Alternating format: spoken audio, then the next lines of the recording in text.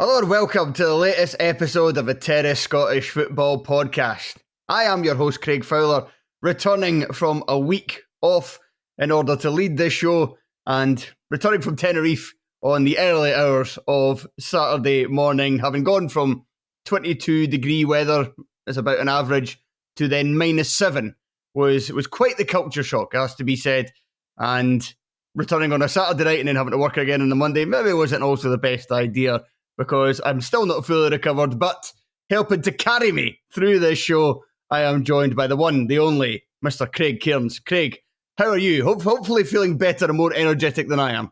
Yeah, I don't know about carrying the show right enough, but I am feeling a bit more energetic than what you're saying about yourself there. Although it has been fairly sunny up in Dundee recently. I don't really know what everybody's been moaning about, really. That's why they call it Sunny Dundee. That's why they refer to it as that. It's just Sunday, exactly. It's been looks like it's been coming to a standstill everywhere else, but we've seemed to have missed it all for some reason.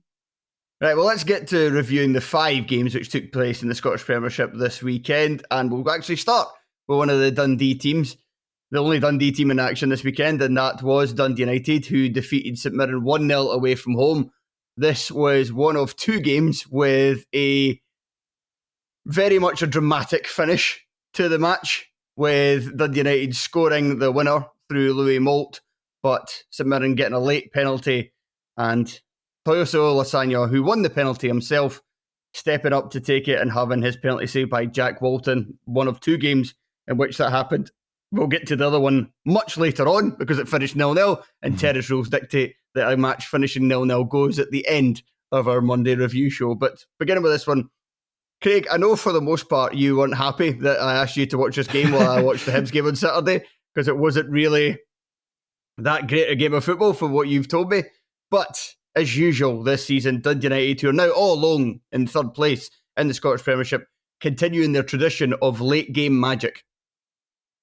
Yes, so you talked about the rule about the games going at the end. I mean, this one very nearly was at the end with the other one you were talking about. It wasn't a great game. The highlights package made it look a lot better than it was. And even though there wasn't quality, I mean, I must have sent that to you about 10 minutes from the end or something. There was a lot that happened after that. So to be fair, all told, there was a lot of action in the game. It was a fairly exciting game. Wouldn't say there was a ton of quality. Lots of stoppages and set pieces and things like that. But United were well worthy of their win, and it's not a fluke. They've been doing it over and over again this season. They had a little bit of a blip on this recent run recently against Hearts, who did pretty much exactly the same to them, what they've been doing to teams all season. But yeah, it was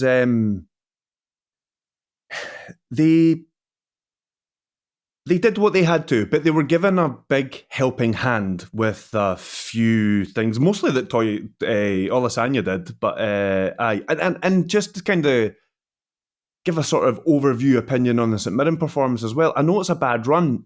I don't think it wasn't a good game, but it wasn't a terrible performance from St Mirren. On another day, they scored a couple of goals, and I think that they're, like everyone else, they're going to have swings in their form, and they had a good run before this recent run, and that came after they lost half their team to jail or to court. So, I mean, all told, they're still doing okay, St Mirren, despite this kind of slightly worrying run that they're on. Yeah, I think that from reading what the fans were saying, I think the fans are quite negative and despondent and worried, and that's just because the table's very tight between 3rd and 11th, really. I think it's 11 points, 10 or 11 points between those 2 positions. But St Mirren fans are kind of looking at the recent run and looking at what teams below them that could be picking up points and are concerned they're going to get sucked into it. I don't necessarily think that's going to happen. I think that's just football fans being negative and in the midst of a bad run. I think Stephen Robinson has shown time and again that he's got the ability to pull teams out of that. But to go back to what you were saying about United, like saying that it's not a fluke that it happens time and again. I think Dundee fans are one that we know in particular. We would call them spotty for their ability to continually get these late goals in matches. But while there is obviously an element of luck, and I said this last time I done a Premiership review show, that when you score this many late goals, there has to be an element of luck involved, because like you think about the winner against Hibs, where it kind of just kissed the underside of the bar, and if it's like even an inch or two higher, it hits the bar and goes out, kind of thing. Like, and you also, that happened early in the season, then you get momentum from it, and then you get these confidence like in games that you are going to score goals, and that will eventually run out. However, there is also a bit of a design to this, not necessarily scoring in injury time or in the 88th minute or whatever in matches, but Goodwin, he done this at St Mirren as well when he was there the first time, and he's doing it now at Tannadice in the top flight, that he likes to have his side keep things tight at the back and keep things tight in general for the first half. And then as the game goes on, he tends to get a bit more adventurous. And you can see it in this match, because he starts with Middleton as one of the two front players. Middleton playing offside Dalby, but obviously he's a midfielder, so he can do a lot more work going backwards than your typical forward. He also starts with Lucas Stevenson as part of the midfield as well, playing off, but also playing a bit deeper and helping out Doherty and Savelge in the centre of the park. And then they've got 0-0. I mean, that's a fine enough result away to St Mirren, but he decides he wants to go for more. He believes in his team to go for more, so he takes off Middleton, takes off Stevenson, and brings on two forwards in Moult and Van de Sande. So yeah, there is an element of luck, and it won't always be this case. United are not going to just continue scoring late goals every single game for this season and next, and however long Goodwin and this group of players are together.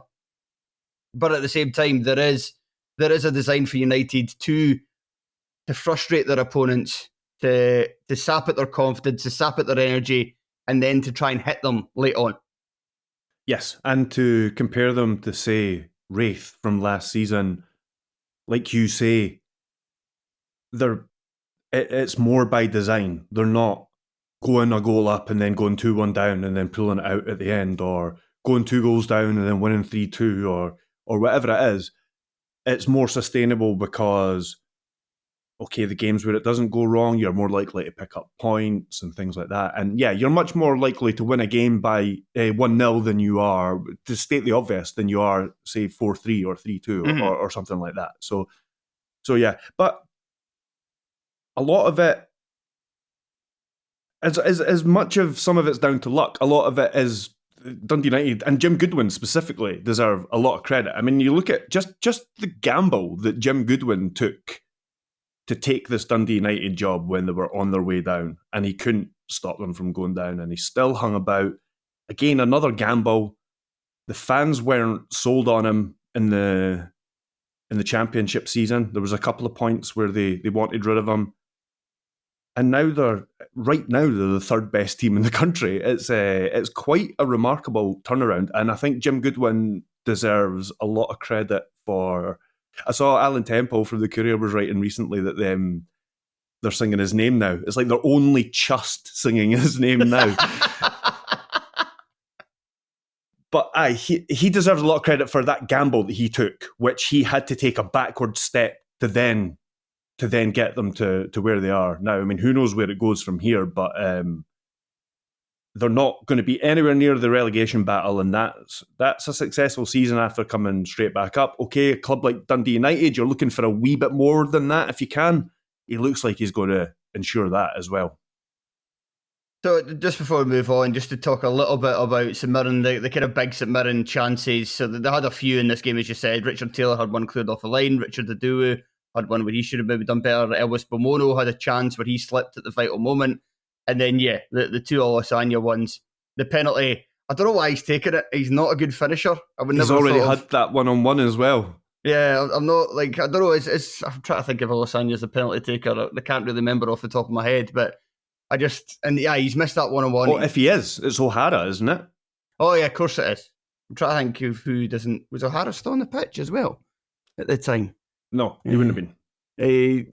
Just going to double check that, because he did start the game. I must have just assumed, watching it, I just must have assumed that he was off because he didn't take it. Yeah, understandably so as well. No, O'Hara was on the park. So yeah, that's... but did he not? I actually think he missed one recently. Yeah, aye. So maybe I'm trying to look at who else had on the field. Like, Kilty was... Oh no, they did also make the triple change after they missed the penalty as well, which which is something you don't see very often. A triple change in the 95th minute. I know. It's like where we've got to with this. And I think there was a stat kicking about that's the latest 2 goals that Hearts have conceded recently. It's like, yeah, well, we weren't playing until the 98th minute until very recently. Yeah, aye. So yeah, so regardless, I thought it was surprising to see him take the penalty. Forgive me if he has been taking them and I've just kind of blanked out in my mind. But like I say, he's not a great finisher and he's missed that chance. And with the penalties, there's not really much to say about it. It's just really weak and kind of poor. It's one of those ones where if the goalie goes the right way, he's definitely saving it because you're not putting enough power into it. As for the chance before, I think he actually does show a little bit of composure by kind of giving Walton the eyes and shaping himself as if he is going to try and bend it around him. But Walton doesn't fully believe it, so doesn't fully commit. And after that, Olasanya needs to lift his shot. Yeah, I wonder whether he intended to. Yeah, he could to try and get past Walton's leg. He doesn't lift it enough, and Walton makes the save. Walton's pretty much already on the ground. That's the annoying thing about it from Olasanya's perspective. And just a final word on St Mirren. Since the last time we were on the air, Ellery Balcom was recalled by Brentford, with Zach Hemming returning to the club on loan. I think Balcom made some great saves, but to me, he didn't feel as reliable as Hemming was.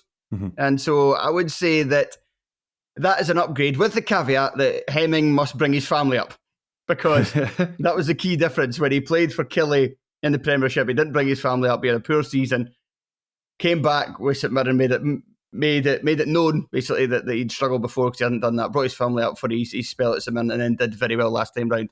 So we're not sure of the whereabouts of the Hemming family, but that will probably tell us everything we need to know of whether this move will be a success, much like his last one was.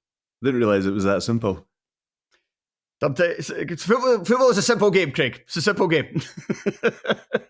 Right, let's move on to a simple victory, and that was one which belonged to Hibernian on Saturday, as they defeated Motherwell by 3-1. A double from Martin Boyle, scoring the opener, and then the third, it was Nectar Triantis who got the second goal for Hibs not long after Boyle's opener.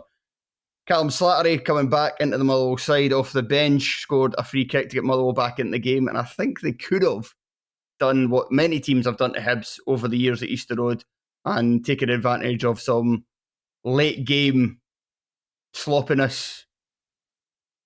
What's the other word? Generosity from the high Bs, but instead it was Stephen O'Donnell with a ridiculous shot pull on Lewis Miller that then enabled Boyle to score the third from the penalty spot. And Craig, overall, wouldn't say this was a great game either. There was 4 goals in it, but it wasn't the best of matches. Hibs were, to be fair to Hibs, they're missing a lot of attacking players. And I'll get to Motherwell in a bit, but Hibs, I think, maybe lacked a little bit of spark because of that. Boyle's continued his good form from recently, and he was the kind of only kind of main spark up top they needed. But for all the possession and all the territory that Hibs enjoyed, I wouldn't say it was necessarily like a brilliant performance of them. However, they were very well worthy of the 3 points, other than a kind of spell for Motherwell around about the goal where it looked like they started to put a bit of pressure on, got the goal, and then you kind of wonder whether they could go on to maybe kind of steal a point from it. Other than that, Motherwell were very poor, and the home side were easily deserved of the 3 points. Yeah, they seem to have a system that kind of works for them now.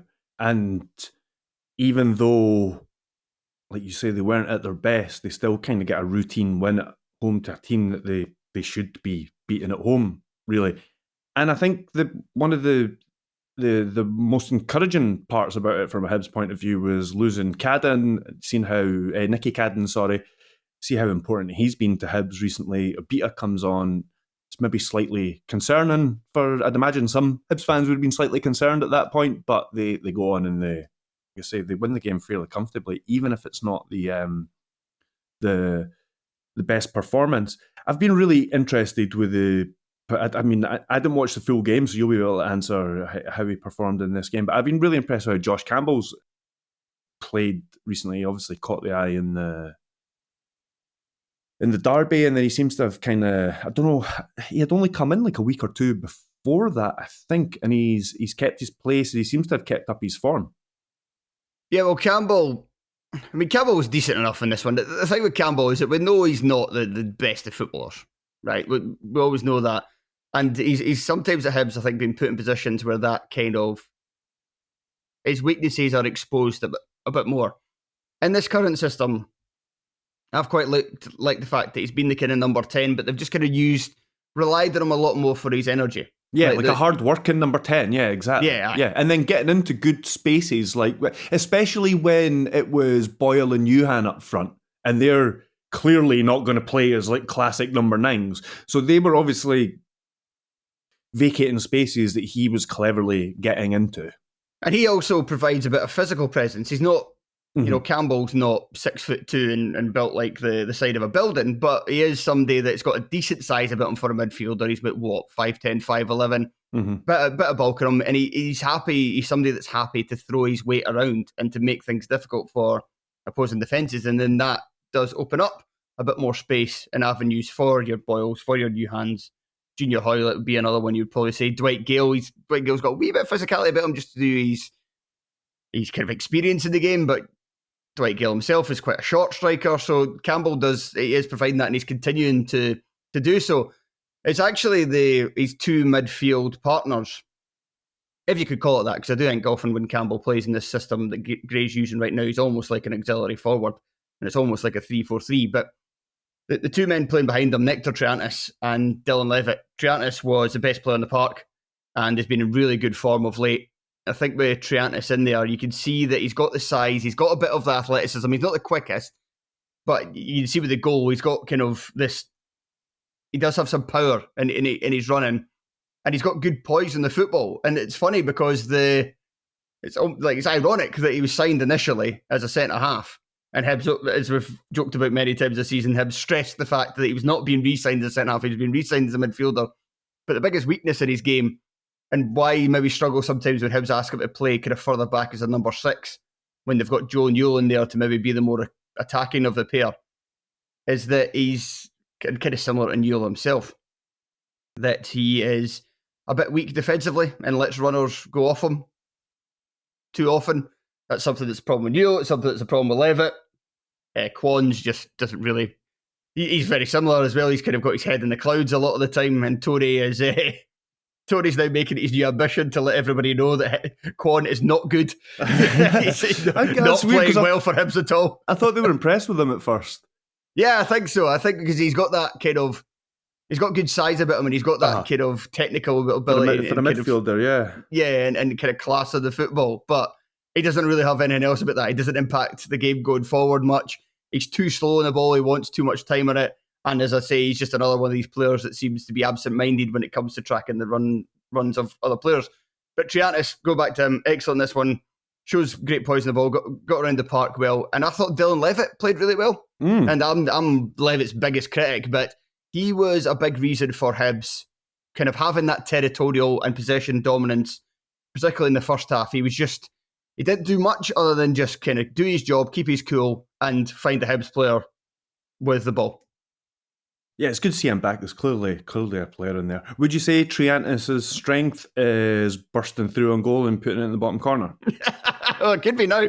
Maybe he just needs the confidence to do it once. Because is it that why Andy Halliday just said pretty much, go on then?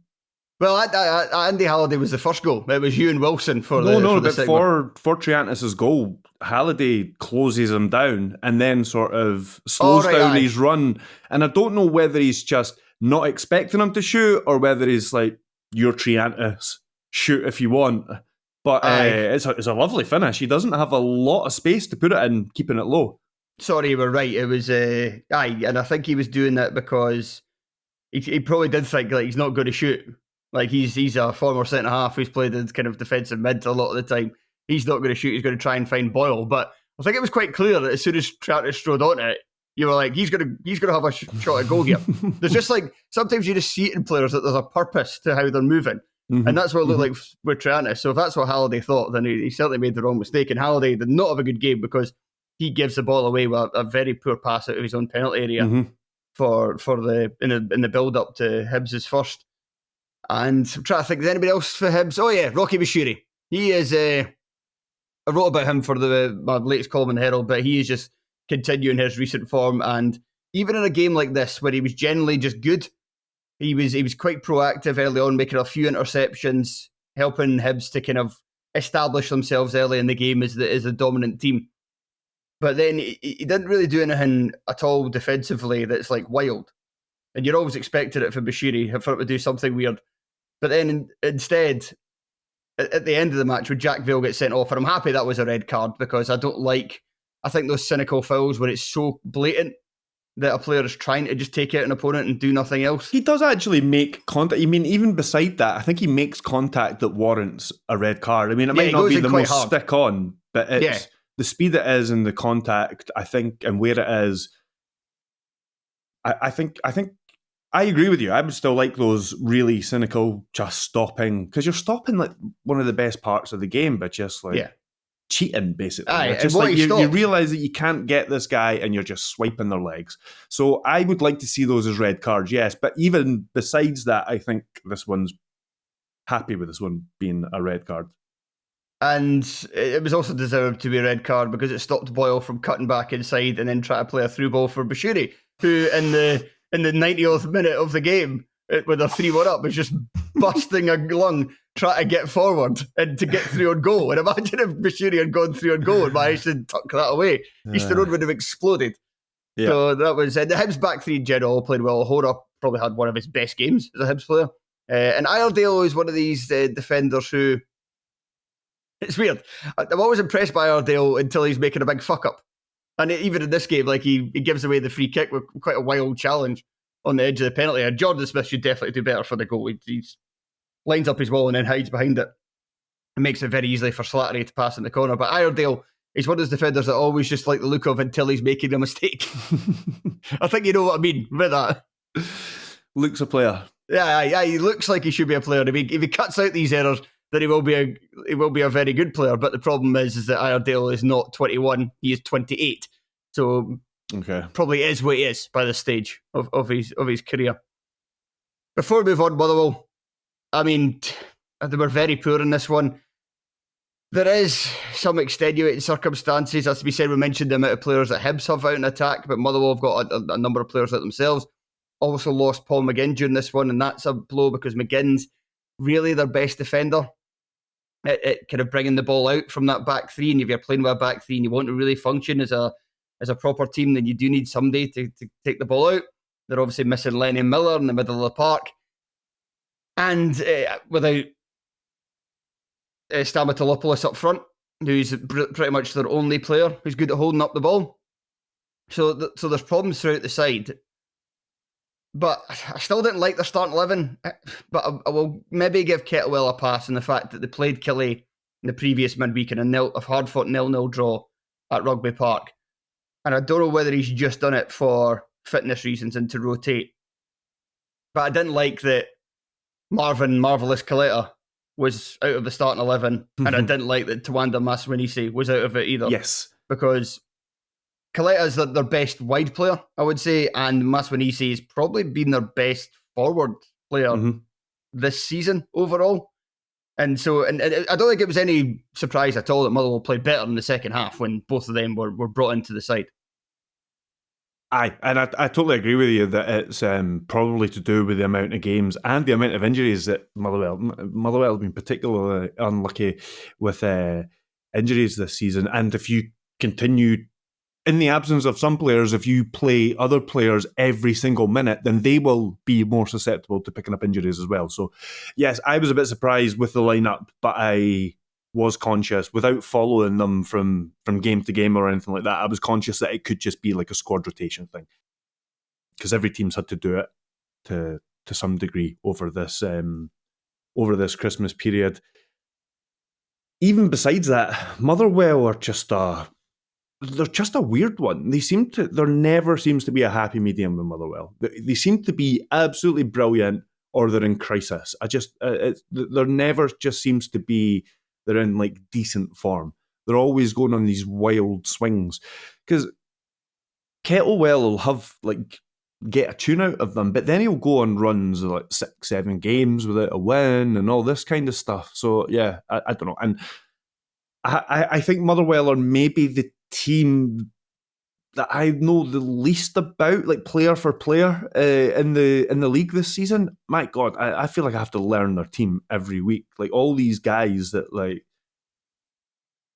yeah, I don't know. It's just it's the weirdest collection of players I've seen at a team in a while, I think.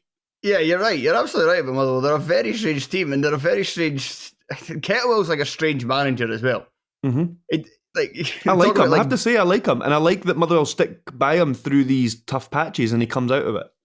But even like look at now, like Motherwell fans all season long. Every time I read up on Motherwell fans talking about their matches, it's always criticism of Kettlewell. It's always criticism. He doesn't seem to be at all popular with the support, and yet they're still fifth, like in the Scottish Premiership. And I look at their team, and I look at their squad. I'm like, how is this collection of misfits and Lennon Miller? Like, how is that good enough for fifth place? But I think, I don't know. It's a tough one. I'd maybe like to get Graham on, just the two of us, quite soon, and kind of delve into the relationship between Motherwell fans and Stuart Kettlewell, because I can't quite fully get my head around what it is. But I can kind of have a bit of a grasp of a guess. But I mean, we've got a few teams to talk about, so probably this is not the time to do so. But that's something I'll dig in the near future and probably do a Patreon on in the next 2 to 3 weeks. But let's move on to our third game, and that was Celtic defeating Ross County 4-1 in the Highlands. Celtic opening the scoring through Kyogo Furuhashi, but that would remain the score for quite a while before Ross County got themselves back into the game from the penalty spot. Jordan White tucking it away after Alistair Johnson was adjudged to have committed a foul. But County were level for just, well, I was going to say just, it was actually just look at the scores. This was actually a bit more longer than I thought it was. It was 21 minutes that County managed to keep the scores level at 1 each. But just when you thought maybe they could get a draw and maybe Celtic would drop points again this season, Furuhashi managed to score a header before, in injury time, Celtic put a gloss on the scoreline with Arnie Engels netting a penalty at the second attempt before Luke McCowan netted the final goal in the 98th minute. Craig, a bit of a weird one this, because Celtic could easily have ended up drawing this match. It's we were a bit kind of debating it whether it was a goalkeeping error for the Kyogo's goal. I'm not sure it necessarily was, but it's certainly one of those ones where you could see other keepers maybe pulling out a great save in that position. And that's not any slight on Jordan and Misa, who I'll get to a wee bit later on, but putting a very good showing overall. And County weren't necessarily bad, but Celtic overall, like the 1-4-1, I saw County fans saying that flattered them. I think you're always going to say that when the opposing team gets a couple of late goals, like in the 96th and 98th minute. But if you look at the stats, you look at the amount of chances Celtic had over the course of the piece, I don't necessarily think 4-1 is that undeserved a scoreline, despite the fact I think that County did compete quite well. It's just that if Celtic are playing well overall, then you're going to struggle, and you're going to need them to miss the chances that they did before they ultimately started taking them late in the game. Yeah, but I still think that County can, in the run of form that they're on, I still think they can take lots of positives and lots of confidence from how they responded in the second half. They didn't get overwhelmed until late in the game, and then you can argue about the penalty as well, not being just. I'm still kind of on the fence about it. I don't know if we'll come to it later on, but yeah, I think County overall, I think their form's clearly been impressive, and I'd continue to be encouraged off the back of this. It was interesting that I think the last time you did a podcast speaking about them, you mentioned that they just needed a midfield destroyer or something like that, and then within 48 hours they had brought Noah Kenny back. It was like they'd been listening to you. I did say they should try and sign, well, they were never going to get him, but I said they should sign someone like Silla from Dundee. Right, I would say Ken is nowhere near that level. Not quite as good on the ball, I wouldn't say, no. No. Yeah, but they do need somebody like that, and they have just kind of picked him up. But it's good to see that it's good to see that Don Cowie agrees with me. Do you want to talk about their keeper just now? I mean, you talked about. Yeah. I just asked the question while we were watching the game, whether, because I didn't see a ton of replays, whether the keeper should have done better for Kyogo's second goal. And after watching the highlights back, I think he takes a step to his left. So unless you're going to criticise him for doing that, I think it's a very difficult save to make, given that he's going the opposite way. Still not sure what to make of the keeper, but he at least looks like he's going to be a guy that makes big saves. He's going to make some saves that other keepers in this league aren't capable of making. Whether he's going to have all those other strings to his bow that goalkeepers need to be successful, not entirely sure yet. I think the jury's still out. I know there was that big howler against Aberdeen. I think the conditions maybe played a big part in that. I would kind of reserve judgment there. But yeah, I think he looks like he could be like a decent pickup and like a really good... I'm reticent to say a good shot stopper, but I mean like something better than that. Because he's physically imposing. He looks like he can get across to things that a few other keepers won't be able to. Yeah, he's certainly been a bonus for them overall. You're correct to saying that mistake against Aberdeen was a bit of a shocker, but he came in and they signed him when Ross Laidlaw first got injured. And then they gave Jack Hamilton the chance to keep the jersey. He didn't manage to do it. And they brought him in, and he's been a bit of a bonus for them because he's certainly been better than Hamilton. And it'll be interesting to see whether he can do enough. If he puts in more performances like this, then will Cowie stick with him as opposed to Ross Laidlaw, who's always had these... Even though he's been a good goalie for County overall, he's always kind of seemed to have these moments where he comes out of the side for periods. So that'll be interesting because Laidlaw could still be out for another 3 to 5 weeks with his injury. And he hasn't had the best of seasons himself. And it would be a chance for Misa to earn the jersey like on a full-time basis. And it was only a short-term deal he was on. He's extended that now to the summer. Born and raised in Germany, but it's his dream to play for Ghana. And seeing how Jojo Wallacott looked when he was at Hibs and has a few caps for Ghana, if he can make himself the number one at County, then that is a dream that I would say certainly be a possibility in the future. But yeah, I think you know what I mean. You just kind of need to see more from him. He does thus far, and it's also kind of similar kind of beard as well. Beard kind of hair ratio going on, kind of similar kind of skin tone as well. But he's kind of reminded me so far of what Balcom looked like when he first came in at St Mirren. And he looks like he's got a mistake in him, but he also looks like he can make saves. And it's just whether he can keep up the ratio he's done so far of good saves to mistakes will basically that will basically tell on whether he manages to keep the job when Laidlaw does return. Right, so anybody else? Right, who else do I want to talk about for this game? We could talk about decisions. I'm going to actually, do you know what? Before we get to the decisions, we'll get to that at the end. I just thought it was interesting. Kyogo coming in from the right-hand side in Celtic's preferred formation. So Celtic went into this one with pretty much every single winger on their books unavailable, with the exception of Yang. And do you know what? To be fair to Yang, somebody we've been critical of on the terrace, and I know Celtic fans have been critical of as well, that was probably his best performance in a Celtic jersey, certainly that I've seen. He kind of, when he first came in, he had that directness about him that initially made people kind of sit up and pay attention, but didn't really have anything in terms of a final ball to impact things in the final third. But he did in this one. And Kyogo playing on the right, cutting in, and very much drifting, cutting in, whatever you want to call it. Because you could see in the highlights, yeah, he would sometimes be out on the right or kind of almost be kind of right of centre. And he would go back there to kind of help Celtic in a defensive sense. But whenever Celtic got the ball, and obviously it's Celtic playing away at Ross County, that's a big part of the game, he was just moving inside and playing just off, but mainly alongside Adam Ida. And it worked. I think it worked quite well for him. It certainly worked for Kyogo with the 2 goals.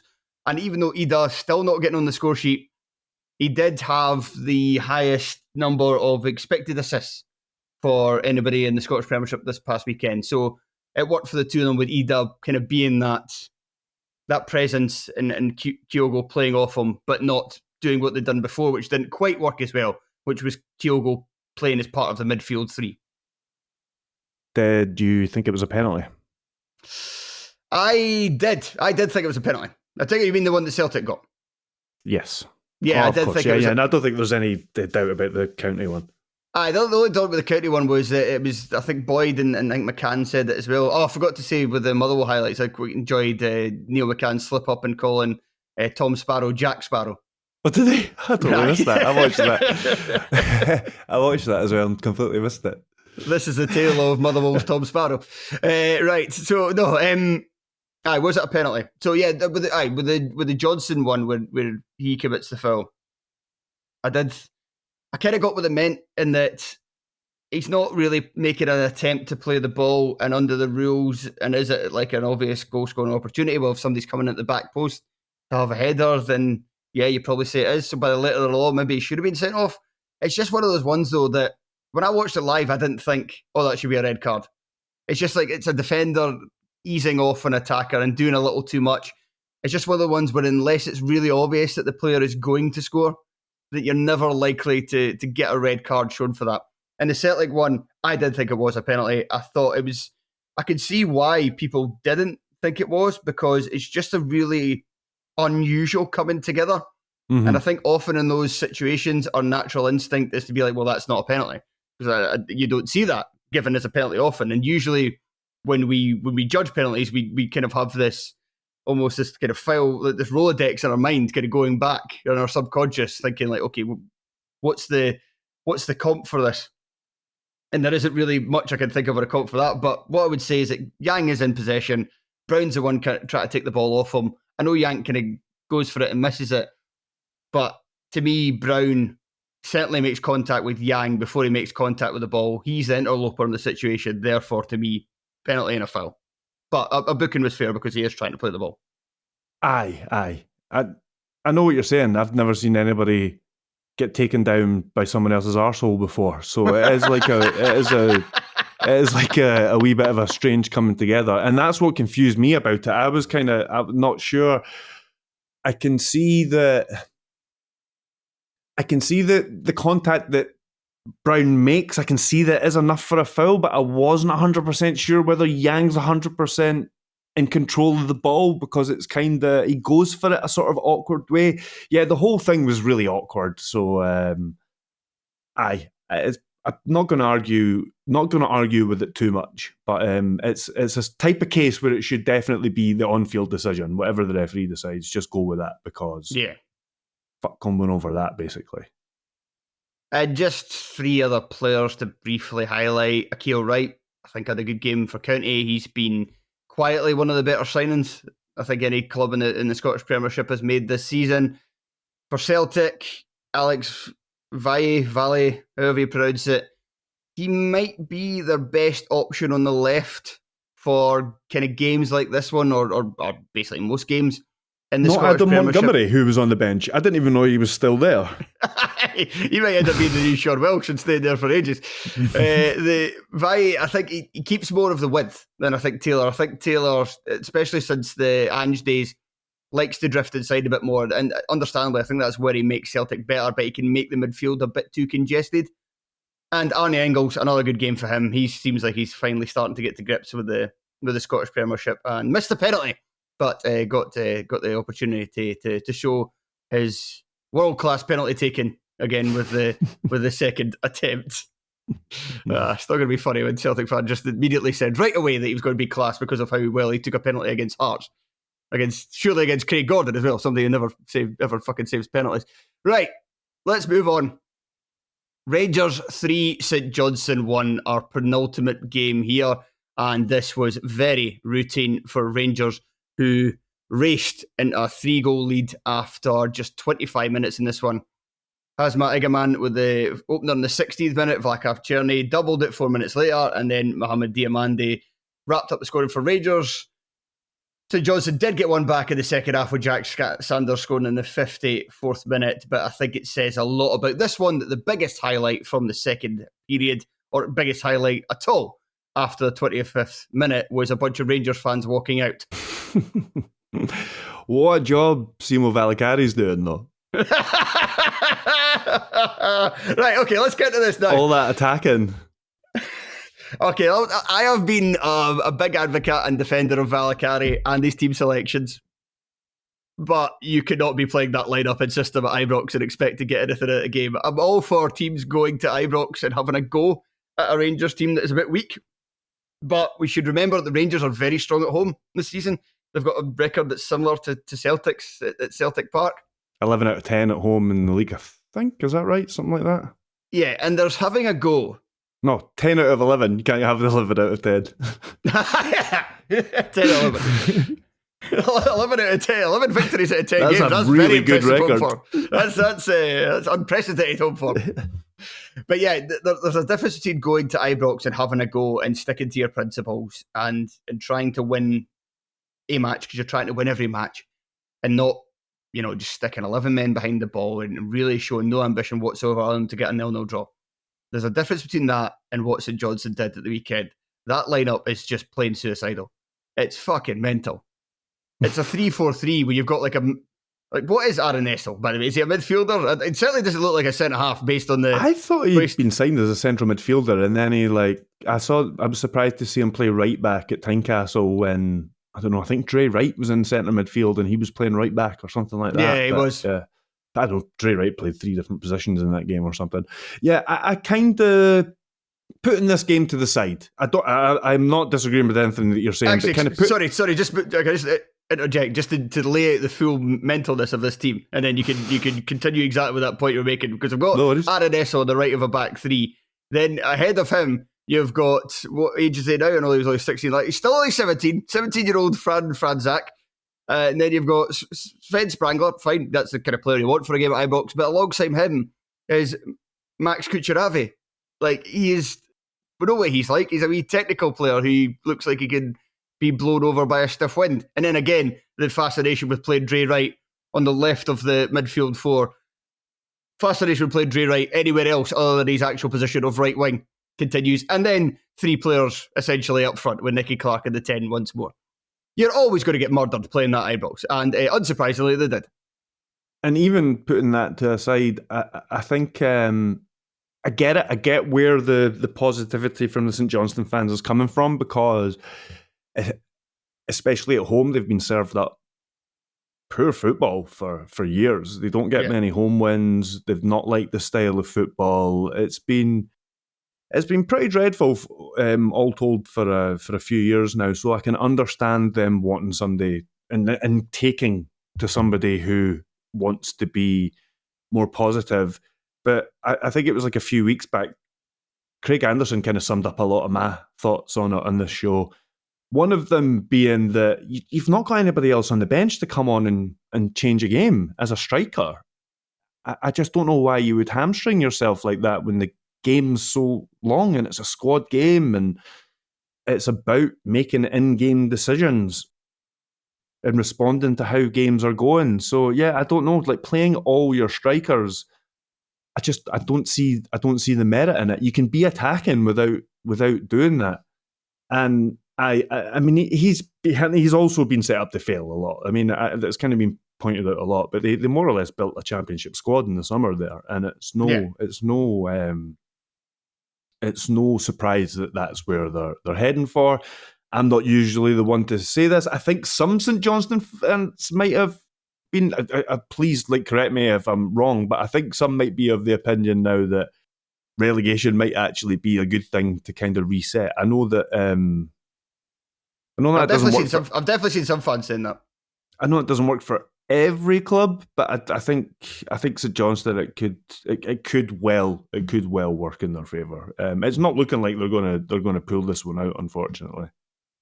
The big debate I think that we've been having in the chat, and I think some St Johnstone fans may have been saying it as well, or at the very least using it to defend Valakari, is would they have got more points if Craig Levein had still been manager?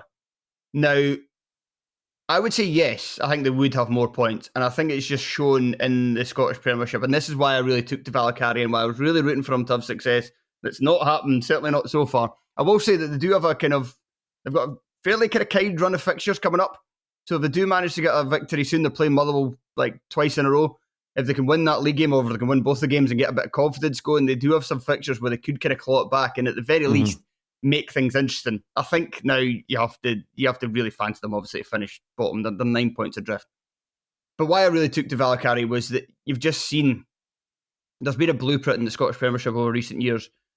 Livy done it to a lesser extent, because I still felt that Livy overall had some decent players going forward. but I think that and did have kind of Premiership quality. Like Martindale was able to find Premiership quality. They had their style of play, which is obviously a bit attritional, defensive, whatever you want to call it. But there was quality enough on the team that I didn't really begrudge them staying up. I don't really begrudge anybody staying up that is a kind of big underdog and has like a small fan base compared to everybody else, because you do it however you can. But obviously, I watch a lot of Scottish Premiership football. I want games to be entertaining. These sides are definitely not entertaining. There's definitely been a number of clubs who have copied that kind of similar model and also copied the model that St Johnstone had with that 3-4-3 that barely scored any goals, but they won 2 cups. And they finished that first season, at least I think they finished in the top 6, and then things started to go wrong for there. That's been copied, and the Premiership has got worse as a result. But the real kind of example, I think, that shows that to get points in a relegation battle in the Scottish Premiership, you just need to shitfest your way into doing it, regardless of how much talent or lack of talent you have in the squad. It's Hamilton Accies. Some of those Accies team that stayed up, fuck me, like dreadful players. Like I remember there was a guy that played like half a season for them at like I think centre half or centre midfield. Is it Ben Sterling? He eventually went down to like League One level in Scotland. There wasn't any good there. Like they managed to do this all the time because it was just about, stay disciplined, work on defensive aspects, try not to get beat, and somehow force the ball at the back of the net at the other end by running Antoine it in. Courier will score a goal. Yeah, aye, that was the model to suit, and that's what St Johnstone I think would have been this season under Levine. What I would say is that even though I think they would have picked up more points, I still think they would have gone down. So it's I kind of what also you say. don't think the fans would be less on board with everything as well. I mean, if the fans they'd be going mental because it'd be horrible football to watch. And they'd be losing most games. At least the fans are happier with this, even because from the outside it looks perplexing to a lot of people, and you can see why. But there's the reasons are the main reason is that they're getting attacking football and they've been starved of it for a while. So if they're happy with the direction that's going, then fair play, and it might work out long term. It might be a good thing for them. It's not quite over yet. I'm speaking of like it's done and dusted, and my team's 11th. Yeah, it's not looking good. At 9 points at this stage is looking quite difficult. And before we move on, we should probably say something about Rangers. We should probably talk about the protest, but just to talk about the Rangers team briefly, it's hard to talk about because the job was done in 25 minutes. And I think it was quite clear from that point forward that Rangers were in, first gear, second gear, whatever you want to call it, kind of going through the motions, just make sure they didn't make any kind of big errors to really let St Johnstone back into it. And St Johnstone got the goal back with Sanders beating Hadji in there with a good corner from select him off earlier in terms of his defensive abilities, but Kucheravi with a good cross, and then Sanders scoring the goal. But Rangers, I think the player that pressed the most probably Mohamed Diamande, who is beginning to look back to his best, the player that we first saw when he came into the Rangers side midway through last season. I think he's better when he plays further back, kind of just ahead of Raskan rather than playing as the number 10 as he has a lot of this campaign. And I think that just enables him to use a bit more of his energy. And he's just more of a kind of all-round centre midfielder to be kind of pigeonholed in a number 10 position. And I think it's one of those ones where he was moved forward into the position because they didn't really have anybody. Like Cortez was out, so they needed Barami to be on the left. Lawrence was out, so they didn't really have another number 10. There's nobody really else with the quality to do it on a consistent basis. So they push forward Diamande because he does have some attacking instincts, but I think those attacking instincts are sharper than when he's coming from deep. And he managed to make a big impact in this game, scoring a goal, getting an assist. I also quite like the look of Danilo playing in that number 10 role. I don't think it's something that to be played every match, but I think it gives him a bit of a different dimension there. Barami is a bit more of a lackadaisical option. Lawrence is mainly kind of like he's almost just really kind of get the ball and shoot kind of option. But Danilo can have that bit of chaos to go with a bit of creativity himself. Again, he can play a through ball. We saw that with one of the goals. And also as well, he's obviously somebody who kind of sees himself as a goal scorer and somebody that causes problems for defences in the final third. So him playing off of Man does provide them with a different option, which is a good thing for Rangers as well. Negatives, Proper still looks rubbish. Still, like, for a team that just plays a high line, he has a real kind of lack of pace. He's not a very big defender, and that's a problem with Scottish football when he plays for a team that's going to play most opponents very high up the park, and he doesn't have the speed to really deal with that either. And even in this game on the ball, he struggled. So, not great. And the protest was, I don't think it was too dissimilar to the Hearts one, in the sense that in the build-up, social media maybe gave the impression that it was going to be a bit more popular than it was. Yeah, than it actually turned out to be. You could see other fans going out, but not as many. It was mainly just the Union Bears, and then you can see in the background. Did you see the one guy, like it was on the highlights, like cut away to them all leaving, and you could see one guy standing up doing that. He's just like about 3 or 4 seats along from where they're all kind of exiting. Aye, 2 middle fingers, or doing something at least to say. Like, oh, sorry for the audio. Aye, for the audio. Aye, sticking his big. It looked like I certainly sticking his fingers up at his fellow Bears, or at the very least arguing with them over what they were doing. I think. See, with protests like this, I mean, on the one hand, it done its job because everybody's talking about it, and it made the sports scene highlights. It's been shared around on social media. Like a lot of it is fans, like fans of other teams laughing at them, but it's still highlighting how disgruntled Rangers fans are with their board, which puts pressure on the board, and that's what they ultimately want. I think. Sorry. No, what were you going to say? I think that I quite like the principle, and I wish fans would vote with their feet more. I think it's something that should happen more to force change in football in a number of areas. It's a bit difficult. I mean, it says it a bit less when you're walking out 55 minutes into a game that you've already paid for on your season ticket. I think you need to kind of like boycott a cup game or something like that. I do like the principle of it, and I think regardless of the merits of it here and the merits of it with the Hearts one a few weeks ago, I still wish fans would do it more when it requires it. Yeah, I do. That was what I was going to say. I agree with what you said there in terms of the fact that my problem with these type of protests, especially as late as the 55th minute, is they've already got your money. Like you can't even really spend any more money in a football ground after the 55th minute. That's usually around about the time when the kiosks all shut up. So you've already spent everything you're going to spend within a ground. You paid for your ticket, you paid for anything else you might have bought in the stadium, and then you're going out. And I know it's a protest. It's not necessarily kind of not supporting the team and whatnot, But if you are looking at the board and thinking they only care about money, they don't care about us winning stuff, they let standards slip, blah, blah, blah, like, or being tight with money or whatever, there's usually a monetary aspect to the criticism. So I'm not just talking about Rangers fans here, I'm just talking about these protests in general. If the board have already got your money, what do they care, kind of thing? What's going to change about their kind of thinking because you're doing that? So that's the other side to it. But as I say, it does, at the very least, puts pressure on them. So it worked in a sense. I'm just not a huge fan in general of those protests. But it is hard. Like you say, that the best way to do it is to boycott a match overall and to not go and to not turn up. Or but then it's hard to not renew your season ticket. Those kind of things, yeah. Yeah, but then that goes against every kind of fibre of what you associate with yourself of being a football fan.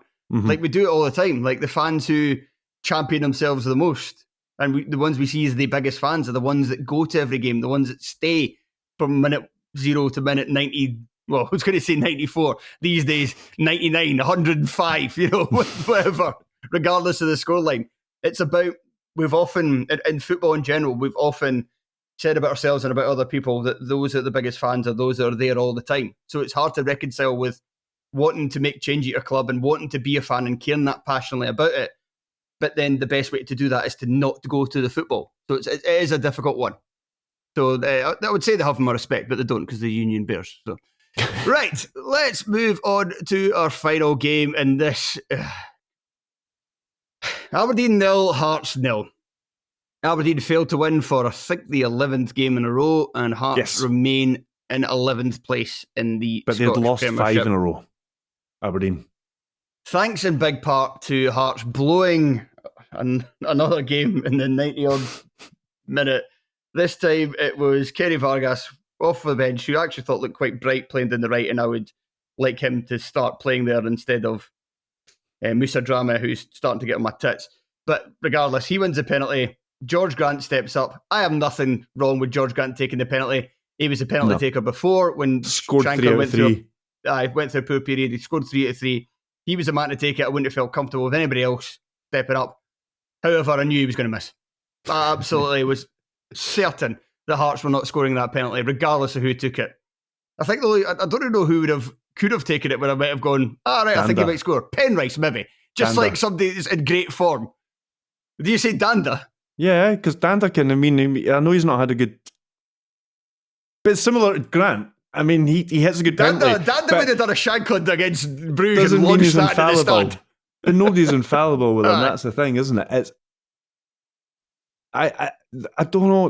There's been so many games, Hearts games this season, where you come out and you think, looking at that 90 minutes, I can see, okay, I can see enough, and it's not quite gone wrong. The luck's gone there, and they've lost the game, or they've not finished enough chances there, and they've drawn the game, or whatever. But they're all adding up, and Hearts are still 11th. Hearts are still 11th. They've lost one of 5 or something like that in the league. Maybe even one of 6. Won 4 of them or something like that. Unbeaten in 4. And yet they cannot get away from 11th place. So it's as positive as as much as there has been like a kind of change in tone around Hearts games in recent times. 3 clean sheets in a row, keep that really great result at Tannadice. They're still just on the precipice from it all going wrong again. A couple of injuries. James Penrice out for the rest of the season or something like that. You know what I mean? Or just like the luck going against them again, or those defensive errors creeping back in and going on a losing run again. And St Johnstone, like you say, do and close the gap again. There's kind of still on the edge there. So I don't know how many games I'm going to come out between now and the end of the season thinking the same, because it just repeat all season. It's just been a missed chance in games. Yeah. Aye, that was the first thing I just had written down. Craig, why can't Hearts have any fun this season? Can we have some fun? Just like a moment of fun. Like we don't have any fun. Like even like our victories. I mean, like we beat St Mirren and we beat United away from home, and it's great. Yeah, any victory is good. But where is our fun? What's the moment of this season that's been like, that was a great laugh. Like, it was a great moment, but a great laugh as well. It's the closest we've had to that. Drawing away at Hibs, where we scored a late equaliser. It was a Hearts fan that scored it. Hibs stayed bottom of the table, meant we stayed above them for the time. Just before that, Ammonia at home was quite good. But even then, we scored twice in the first half. It wasn't like a real kind of moment.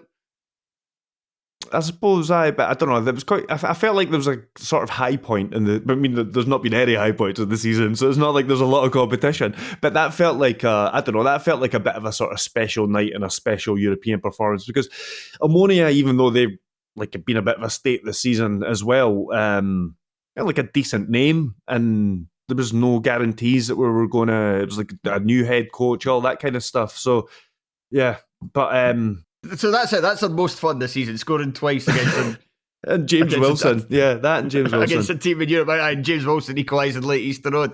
Because this is a moment that you just like, shit season, but it's a kind of victory you can look back on a year's time and be like, remember like getting that late winner at Aberdeen. Terrible season, but what a moment that was. First time beat Aberdeen at Pittodrie since 2016. And it doesn't happen because Hearts are just... Not allowed fun this season. Not allowed fun. Kabanga looks fun though. Through the road, Kabanga does look like he's got something about him. Through the road, I should also say not allowed as if it's some conspiracy against us. Mostly through our own making. Not allowed fun this season. Yeah. Mostly through the making of the squad. The fans aren't allowed any fun. Yeah, sorry. Yeah, I was just going to say, this game overall, weird game, and there was like really little quality from either side. However, could easily have still finished like 2 each. There was bad finishing from both teams.